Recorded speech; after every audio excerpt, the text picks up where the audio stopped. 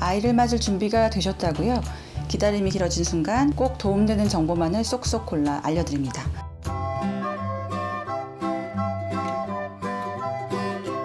안녕하세요. 임신준비반 오늘의 쌤 이혜남입니다.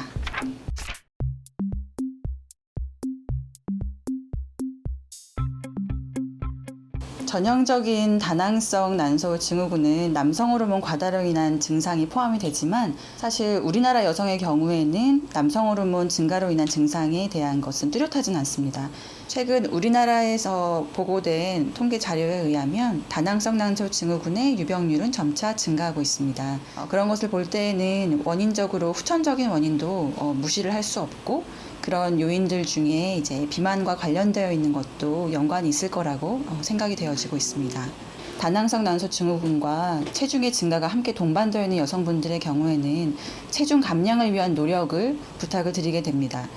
하지만 비만 자체가 직접적인 다낭성 난소의 원인은 아니라고 할 수 있습니다. 다낭성 난소 증후군이라고 진단을 받으셨다고 해도요, 원인을 아는 것보다 사실 그 사실을 알고 나서부터 대처를 하는 게 좀 더 중요하다고 할 수가 있습니다. 그래서 지금부터는 앞으로 다낭성 난소 증후군이신 분들이 어떻게 임신에 대한 결과를 보실 수 있는지 그런 방법적인 내용에 대해서 언급을 해보도록 하겠습니다.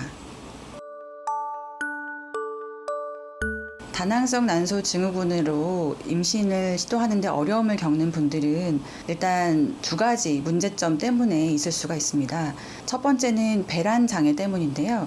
배란 장애가 있게 되면 만나야 될 난자들이 제때 나오지 않고 그 시기를 맞추기 어렵기 때문에 임신 시도에 어려움을 겪을 수가 있습니다. 배란 장애 때문에 1년에 3-4번 생리하시는 분들은 3-4번 정도의 배란밖에 겪을 수가 없기 때문에 그런 정상적인 생리 주기를 가지신 분들보다는 임신의 기회가 훨씬 더 적다고 생각을 하시면 되고요. 임신을 하기 위해서는 건강한 난자가 필요한 건데 다낭성 난소 소견증을 가지신 분들 중에는 실제 난자를 뽑아봤을 때 미성숙한 난자 또 건강하지 않은 난자가 많이 포함되어 있는 경우를 볼 수가 있습니다.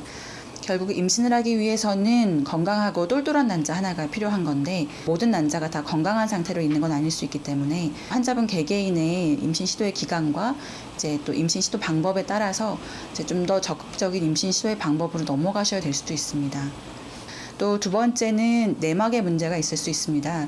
한 달에 한 번씩 생리 주기를 거치게 되면 건강한 여성 호르몬과 또 프로게스테론의 호르몬의 영향으로 내막이 다시 재생이 되고 탈락되는 과정을 이런 과정이 될 때에 건강한 내막을 가질 수 있다라고 생각을 할 수 있으면 오랫동안 생리가 없었던 분들은 내막 상태도 건강하지 않은 상태로 변화를 할 수가 있습니다. 오랫동안 방치하게 되면 내막암의 리스크가 올라갈 수도 있습니다. 임신을 시도하실 분들의 경우에는 이제 난임병원에 오시게 돼서 규칙적인 배란 유도를 받으실 수 있고 그 배란 유도로 인해서 생리 주기도 규칙적으로 맞춰질 수가 있습니다. 다낭성 난소 증후군이셔도 임신은 하실 수 있습니다. 하지만 병원의 도움이 반드시 필요하다고 생각하시면 됩니다.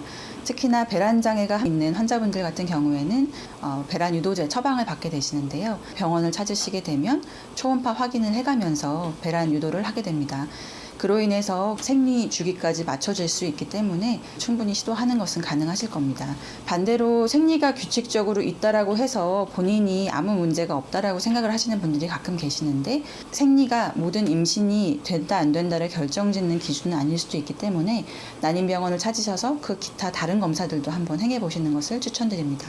배란 자체도 임신에 굉장히 중요한 요인이지만 그 이외에도 자궁 내막이나 나팔관의 소통도 잘 되고 있는지도 확인을 하셔야 되기 때문에 전반적인 내용에 대한 상담을 하시려면 난임병원을 꼭 찾으시는 것을 추천드립니다.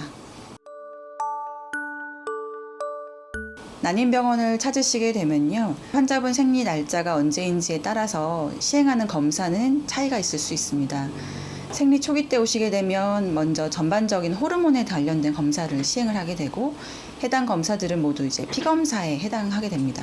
난소의 나이 이런 것들을 알아보는 호르몬인 AMH를 체크를 하게 되고 환자분들의 생리 주기를 만드는 여성 호르몬이나 또 프로게스테론 호르몬들 여러 가지 호르몬의 이제 기초 레벨을 체크를 하게 됩니다. 두 번째로는 영상학적인 검사라고 할 수가 있는데 일반적으로 초음파하고 나팔관 조영술이 그것에 해당합니다.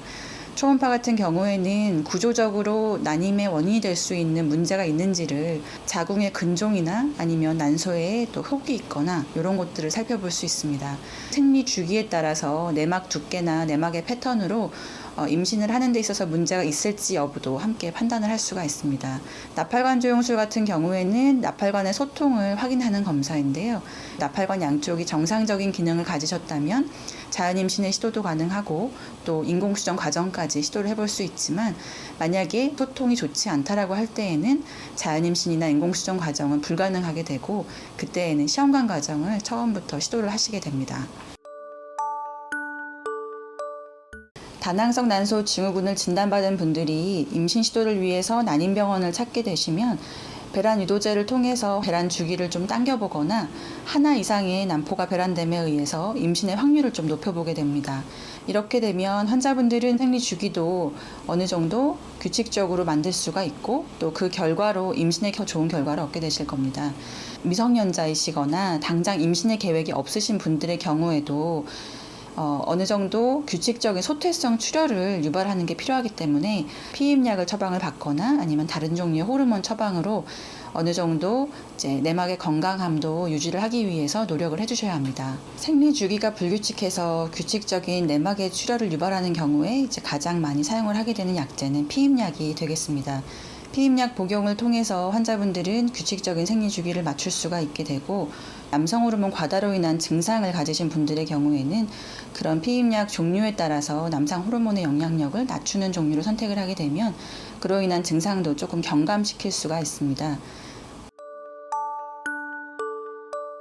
만약에 다낭성 난소 증후군이면서 환자분이 과체중이 함께 있는 경우에는 생활습관 교정을 통해서 체중 조절을 하시는 것을 추천을 드립니다. 체중 감량을 위해 너무 급격한 운동을 하시게 되면 오히려 그로 인해서 배란 장애가 더 안 좋아질 수 있기 때문에 자연스러운 수준 안에서 걷는 운동이나 가벼운 유산소 운동을 추천을 드리게 됩니다. 너무 급격한 하지 않던 웨이트 운동이나 아니면 강도 높은 운동을 갑자기 하시는 것은 추천드리지 않습니다. 또 식습관 같은 경우에도 절식을 너무 심하게 하시거나 하는 것도 오히려 배란장애를 일으킬 수 있기 때문에 자연스러운 그 식단의 변화를 꿰시는 게 훨씬 더 도움이 되실 것 같습니다. 지금 이 영상을 보시는 분들 중에 본인이 직접 다낭성 난소 증후군인지 아닌지 지금 상태를 알기는 어렵습니다. 만약에 규칙적인 생리를 하고 계시더라도 본인 상태에 대해서 궁금하시거나 아니면 생리 주기가 불규칙해서 내가 혹시 다낭성 난소 증후군은 아닌가 궁금하시다고 하면 일단 병원을 찾으셔서 검사를 받아보시기를 추천드립니다. 특히나 난임병원은 꼭 시험관이나 인공수정만을 위해서 오는 병원인 것보다는 앞으로 임신 계획을 하고 싶은 단계에서도 그때부터도 충분히 앞으로의 계획을 상담해드리면서 지금 상태에 대한 검사도 도와드리고 앞으로 어떤 시도를 하시면 좋을지에 대해서 아주 구체적으로 상담을 드릴 수 있기 때문에 병원을 얼른 찾아보시기를 꼭 추천드립니다. 오늘은 여기까지 다낭성 난소 증후군에 대해서 알아봤습니다. 임신에 대해서 고민이 있거나 궁금한 게 있으시면 바로 댓글창에 질문과 하고 싶은 말을 남겨주세요. 그리고 구독과 좋아요도 잊으시면 안 됩니다. 다음 시간에 뵙겠습니다.